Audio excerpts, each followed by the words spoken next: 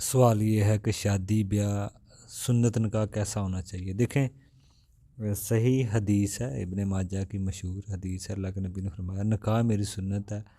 مطلب کہ یہ وہ عمل ہے جو میں نے کیا ہے، مطلب کہ اس کا یہ ہے کہ اللہ کے نبی نے فرمایا یہ میری سنت میں سے ہے۔ اس نکاح میں جو اللہ کے نبی کی یہ جو سنت ہے نکاح، اب اس نکاح میں نہ تو کوئی رسمیں ہیں، نہ مہندی کی رسم ہے، نہ جوڑے کی رسم ہے، نہ جہیز کی کوئی لعنت ہے اس نکاح میں، اس کے اندر، اور نہ ہی مرد عورتوں کا مل کر ناچنا گانا اس میں موجود ہے۔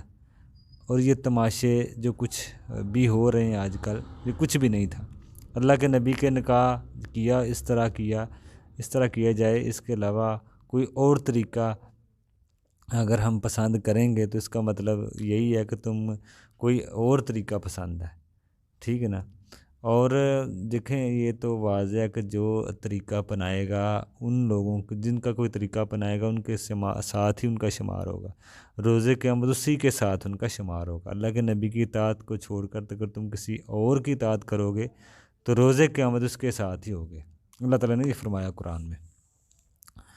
دیکھیں، اس میں ہر مسئلے میں یہ ہمیں دیکھنا چاہیے کہ سنت طریقہ کیا ہے۔ یہ نہیں کہ صرف نماز کی حد تک یا مسجد کی حد تک ہی دینداری بندے کی ہونی چاہیے، بلکہ باہر بھی دینداری نظر آنی چاہیے۔ باہر لوگوں کی دینداری صرف مسجد تک ہوتی ہے، نماز پڑھ لی یا ایک دو کام کر لی مسجد کی حد تک، باقی باہر اپنی مرضی۔ تو ہر کام میں ہمیں اللہ اور رسول کی طریقے کو دیکھنا چاہیے۔ اور نکاح کی جو سنت طریقہ ہے وہ سادگی سے مہر ہے جو لڑکی نے دینا ہے، لڑکی نے لینا ہے، حق ہے، اور ولیمہ جو لڑکے نے کرنا ہے اپنی طرف سے۔ باقی کوئی جہیز نہیں ہے، کوئی بارات نہیں ہے، کوئی بارات کے کھانے نہیں ہیں، کوئی مہندیاں نہیں ہیں، کوئی اس میں اسراف نہیں ہے، سادہ۔ اب ولیمہ اور مہر ہے، ولیمہ بھی سادہ، یہ نہیں کہ سود پہ پیسہ لے کے، قرض پہ پیسے لے کے شادی ہو رہی ہے، ولیمہ ہو رہا ہے، ایسا نہیں ہے۔ ولیمہ جتنی بھی آپ کی استطاعت ہے، 2 بندوں کی، 4 بندوں کی، 10 بندوں کی، 20 بندوں کی، پردے میں، یہ نہیں کہ مرد عورتوں کا اختلاط ہو رہا ہے، بے پردگی ہو رہی ہے، یہ بالکل نہیں ہے۔ یہ نبوی زندگی میں ایسے ولیمے نہیں ملتے تھے، بلکہ وہ تو بہت سادہ ولیمے ہوتے تھے۔ ولیمے کی دعوت بنا کے وہ کھانا بنا کے وہ دعوت دیا کرتے تھے، اور اکثر صحابہ کرام نے روزے رکھے ہوا کرتے تھے۔ تو یہ دیکھیں، بہت سادہ نکاح تھا اللہ کے نبی کے دور میں، لیکن آج کل لوگوں نے یہ اپنے اوپر خود ہی مصیبتیں ڈال لی ہیں خرچے کی۔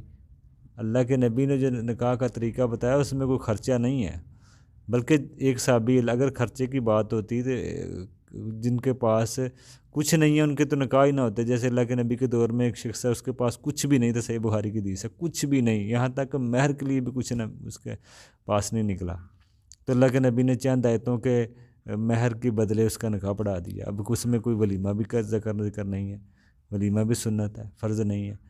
تو دیکھیں، اتنا سادہ نکاح کہ اس شخص کے پاس کچھ بھی نہیں نکلا تو اس کا نکاح ہو چکا۔ اگر پیسے کا کوئی معیار ہوتا تو پھر اس شخص کی شادی نہ ہوتی۔